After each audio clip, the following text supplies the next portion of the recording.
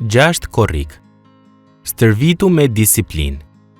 Tani, kushdo që garon, vetë përmbahet në të gjitha. Ata pra, që të marrin një kuror të prishme, ndërsa ne të paprishme. Si rjedhim, unë kështu vrapoj, jo si pasynim.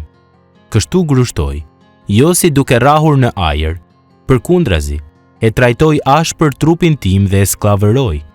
1 Korintasve 9, 25 deri në 27. Korinti ishte mikpritës i lojrave istmike, të cilat për nga madhësia dhe rëndësia vinin pas lojrave olimpike.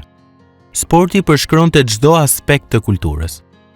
Qytetarët e tij e dinin se për një sportist, përpjekjet që bëhen gjatë një gare janë vetëm një pjesë e vogël e përpjekjeve që kërkohen gjatë gjithë jetës. Prandaj, kur Pali i shkroi kishës në Korint, ai nuk foli vetëm për vrapimin dhe konkurrimin, ai foli edhe për stërvitjen.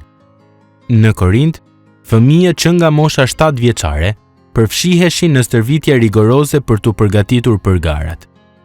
Pritej që garuesit të tregonin se kishin bërë një stërvitje të rrept. Askush nuk mund të garonte nëse nuk do të ishte stërvitur për muaj me radhë përpara ngjarjes.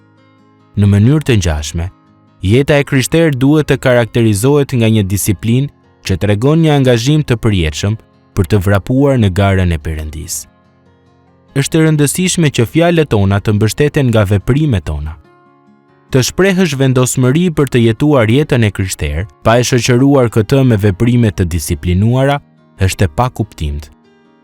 Është njësoj si të shprehësh nevojën për të zgjuar më herët, ose për të rënë në peshë dhe të vendosësh ta bësh këtë, por pastaj të mos e vësh kur orën në zile, të mos tërvitesh apo të mos ushqehesh mirë. Zotimi bëhet i pavlefshëm nga dështimi për të ndërmarrë veprime. Disiplina së cilës i referohet Pali nuk është një ndjenjë brendshme. Përkundrazi, është një vendim i vullnetshëm dhe i vetëdijshëm për mënyrën se si e përdorim kohën tonë, kujt ja japim dashurinë tonë dhe për mënyrën se si i qasemi gjithë jetës.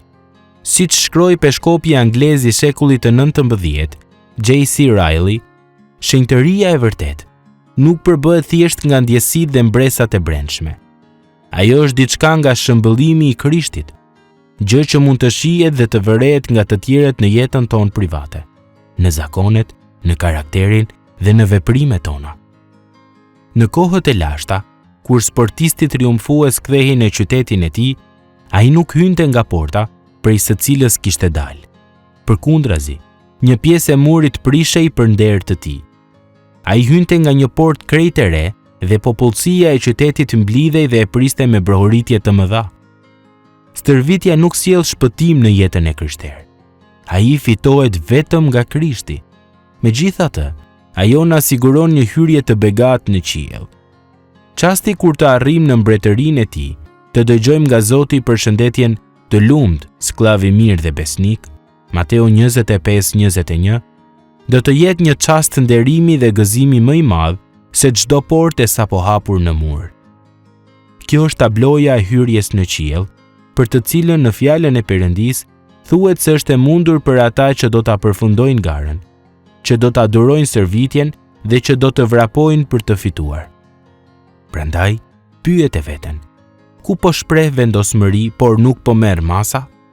Në cilën fushë të rritjes së krishterë më duhet të përfshi praktika të disiplinuara në mënyrë që të bëhem më shumë si Zoti im? Pastaj, prite me padurim çastin kur do ta përfundosh garën dhe do të hysh në lavdi, sepse kjo do të nxit për gjithë stërvitjen që të nevojitet.